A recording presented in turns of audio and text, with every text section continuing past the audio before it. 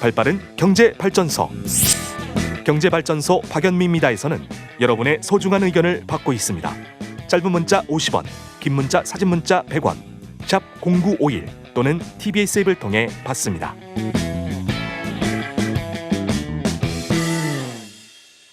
어제 부동산 시장에 중요한 두 가지가 결정이 됐습니다. 하나는 종부세 과세 대상을 좀 완화하겠다. 종전 기준이었던 9억 원이 11억 원으로 올라갔고요. 다른 하나는 10월부터 복비가 절반 수준으로 좀 떨어질 것 같습니다. 공인중개사분들은 강력히 반대하겠는데 국토부가 일단 이런 가이드라인을 결정을 했거든요. 그런데 우리가 제일 궁금한 건 그래서 지금 집을 사야 되나 말아야 되나?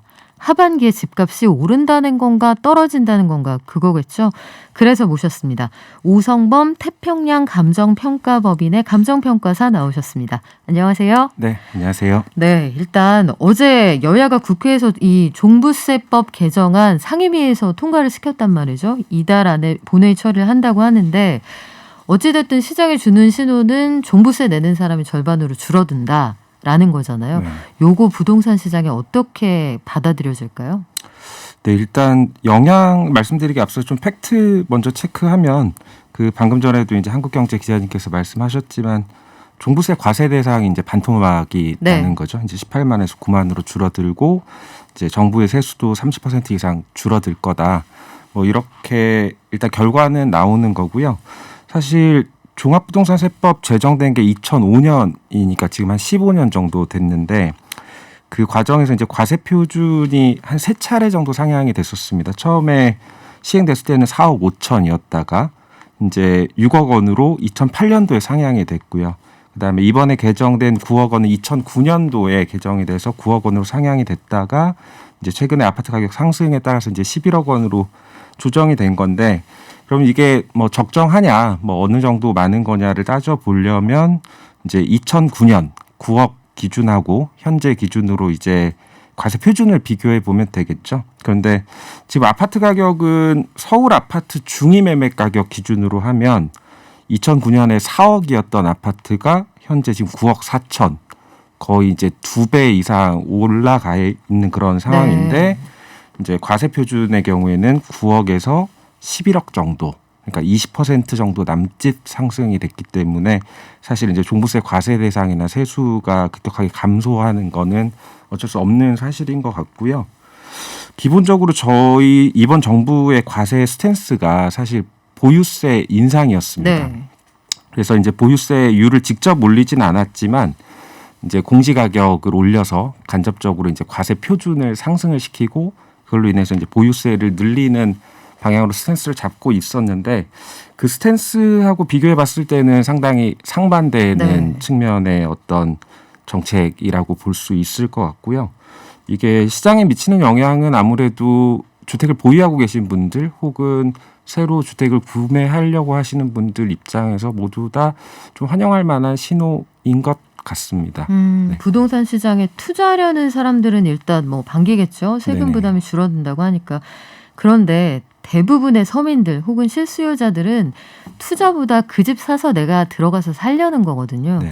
그러니까 실수요자를 중심으로 만약에 생각을 하신다면 내가 집이 필요하다. 오늘 사는 게 가장 현명한 방법입니까? 아니면 상투 잡는 거니까 좀 뒀다 사야 되는 겁니까?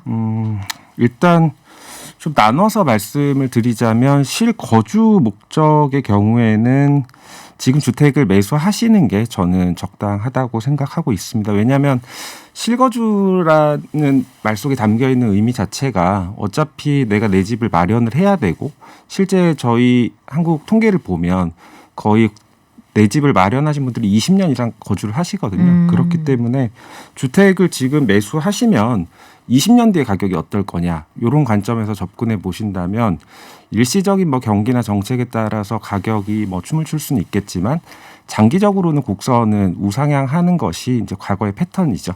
그러니까 과거의 패턴이 미래에도 계속될 거다라고 장담 드릴 수는 없겠지만 확실히 과거는 그렇습니다. 저희가 이번 정부 때 부동산 가격이 굉장히 많이 올랐다라고 얘기들을 많이 하지만 사실 이번 정부뿐만이 아니라 이전 정부에서도 부동산 가격이 계속 올라왔었고요. 그게 이제 어떤 상승폭 자체가 이제 박근혜 정부 시절 이후부터 이제 좀 본격화되었을 뿐이지 부동산 가격 자체는 계속 오르고 있다. 근데 부동산 가격뿐만이 아니라 뭐 땅값, 집가를 보더라도 아니면 물가, 뭐 물가를 보더라도 심지어 가장 변동성이 크다는 주가를 보더라도 일시적인 어떤 상승과 하락을 제외하고 장기적인 어떤 추이를 보면 분명히 상승하고 있거든요. 이거를 이제 뭐 가격의 뭐 하방 경직성이다라고 얘기를 네. 하기도 하고요. 더군다나 이제 부동산 같은 실물 자산 같은 경우는 하방 경직성이 크기 때문에 일시적으로 좀 떨어진다 하더라도 장기적으로는 우상향할 거다. 그렇기 때문에 실거주 어차피 네. 내가 내 주택이 필요하다라고 하신다면 저는 적정한 시기에 적정하게 빠른 시기에 매수를 하시는 것이 저는 좀 올바르다라는 생각이 들고요. 이제 반면에 이제 투자 목적이라면 좀 다를 수 있습니다.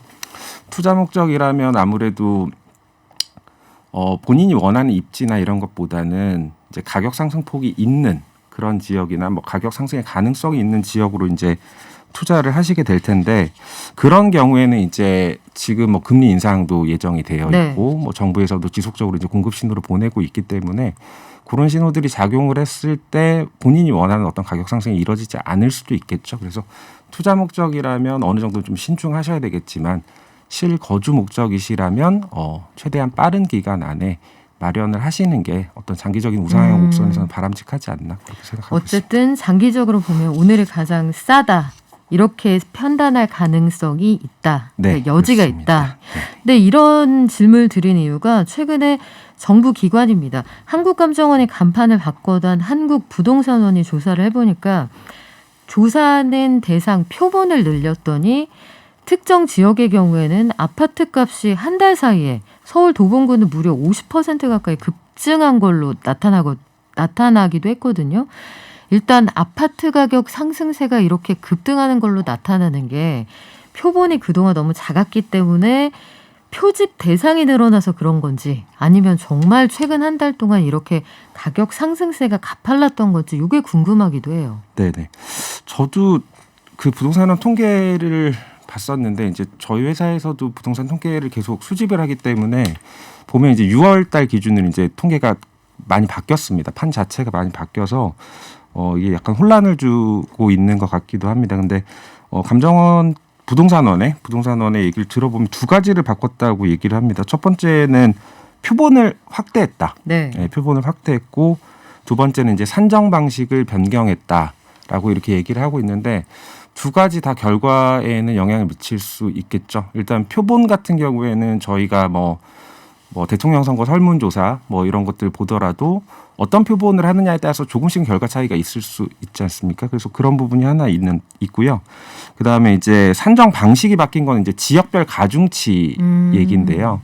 이 지역별 가중치를 각 지역이 가지고 있는 부동산 양을 기준으로 이제 가중치를 부여를 했었던 네. 건데 그 가중치를 이번에 배제를 했다, 뺐다라고 발표가 되어 있습니다. 그래서 이게 어떤 맥락에서 이루어졌는지는 조금 더 알아봐야 되겠지만 이제 가중치를 제외하게 되면 이런 문제가 있는 거죠. 뭐 저희가 서울시 안에서 가장 인구가 적은 지역이 중구고요. 서울시 안에서 가장 인구가 많은 지역은 성북구인데 네.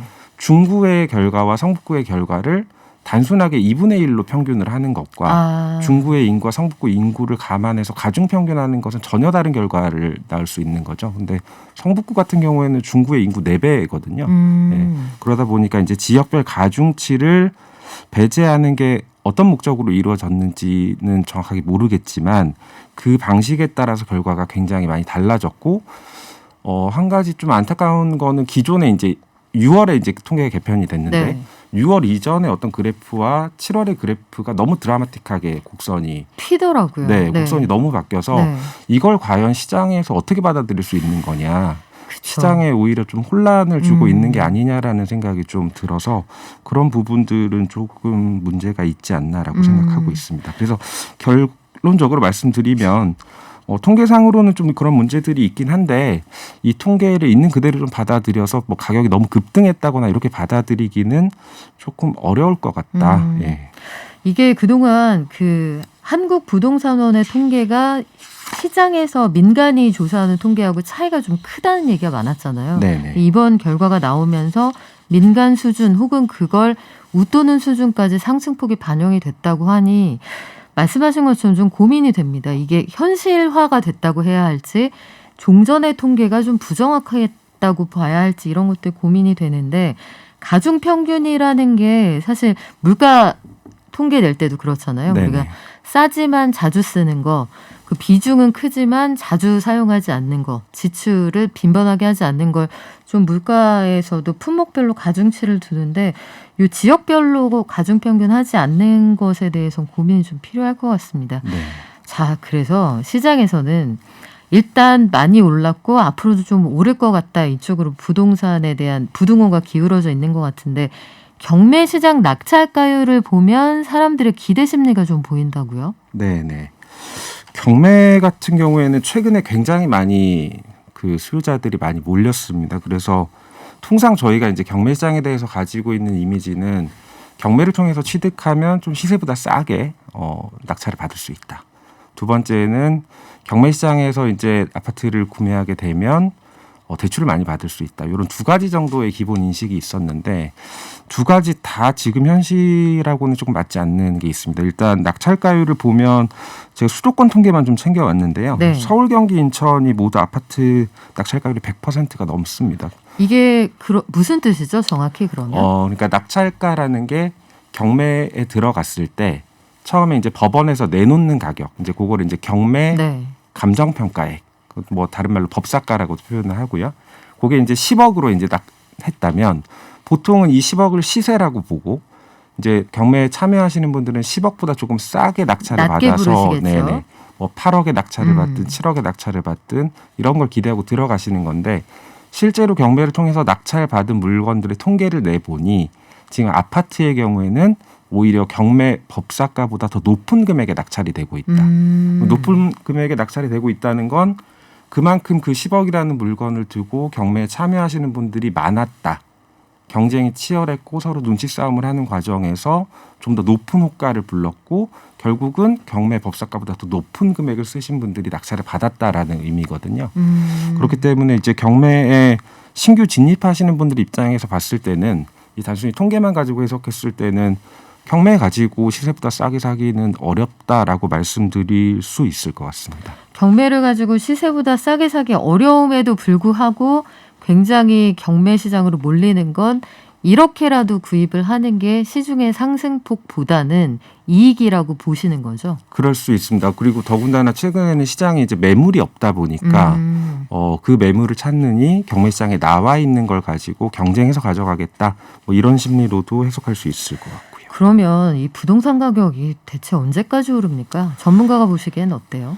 네, 뭐 일단 아무도 알 수 없는 거긴 한데 네. 이제 제가 볼 때는 그렇습니다. 이제 시장에 상승 압력이라는 게 있고 이제 하방 압력이라는 네. 게 있는데 상승 압력은 지속적으로 상존하는 거죠. 네, 지금처럼 이제 저금리 상황에서는 당연히 뭐 시장 참여자들 입장에서는 은행에 예금을 하는 것보다는 이 금액을 다른 쪽으로 해서 조금이라도 손해를 만회하고자 하는 어떤 그런 욕심에서 부동산 시장이나 주식 시장이나 심지어 뭐 비트코인 이런 쪽으로도 돈이 몰리는 거니까 상승 압력은 여전히 존재한다.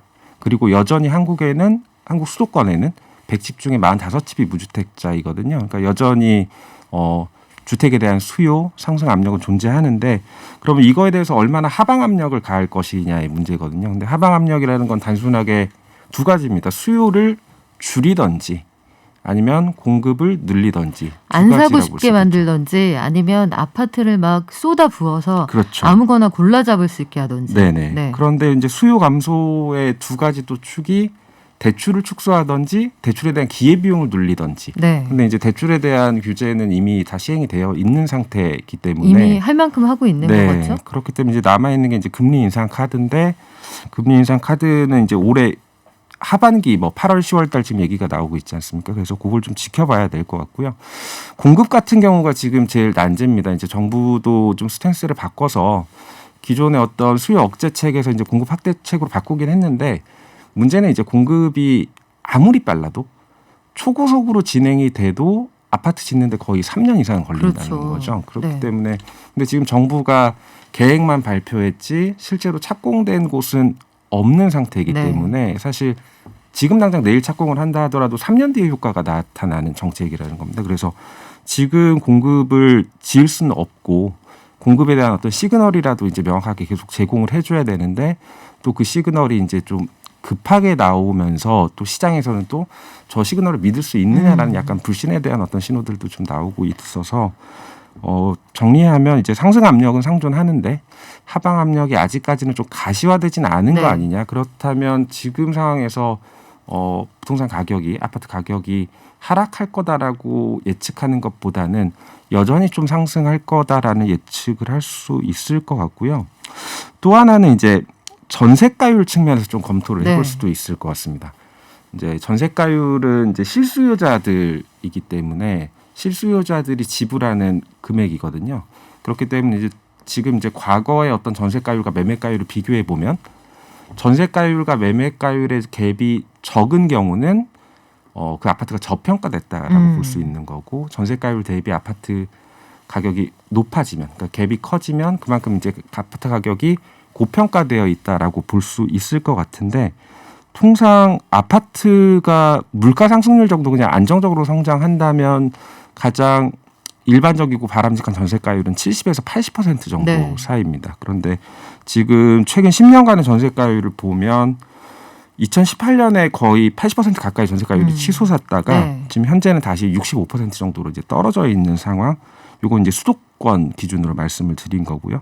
그렇기 때문에 아직까지는 조금 전세가율도 더 올라갈 수 있는 여력, 그러니까 스페이스 갭은 존재한다라는 판단이 들어서 조금은 상승 쪽으로 그래도 무게추를 두는 것이 현실적으로는 네. 좀 합리적이지 않나라고 생각하고 있습니다. 그러게요. 아파트 시장으로 이동하기가 어려운 현실적으로 자금 여력이 좀 부족한 경우에는 이미 빌라 시장에서는 그런 현상들이 좀 많이 나타나고 그렇습니다. 있잖아요. 네네. 그래서 마지막으로 저는 요게 좀 궁금하더라고요. 부동산이라는 것도 장기적으로는 우상향 곡선을 그리지만 결국은 사이클이라는 게 있잖아요. 네네. 그래서 부동산 사이클에 따라서 입지나 인프라와 무관하게 그냥 올라가는 이 힘이 더 큰 건지 아니면 GTX 들어옵니다. 백화점, 뭐 학교, 지하철역 들어옵니다. 이런 인프라의 힘이 더 센 건지. 네네.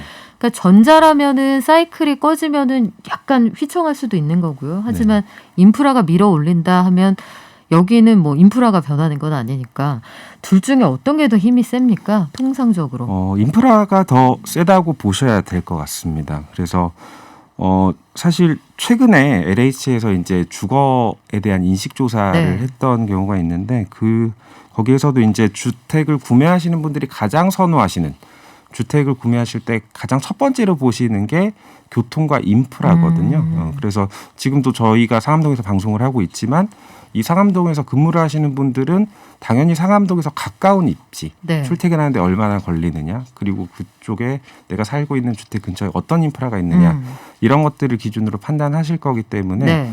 이제 그런 어떤 기본적인 주택 수요에 대한 요인들은 고정적으로 계속 지속되는 거지만 경기 사이클은 굉장히 그것에 비하면 굉장히 일시적인 네. 것이라고 볼 수 있어서 인프라가 미친 영향이 더 크다고 봐야 될 것 같습니다. 공급하면서 인프라를 빵빵하게 갖춰주겠다. 정부는 이런 신호를 좀 더 줄 필요가 있겠네요. 네. 알겠습니다. 지금까지 오성범 태평양 감정평가법인의 감정평가사였습니다. 고맙습니다. 감사합니다.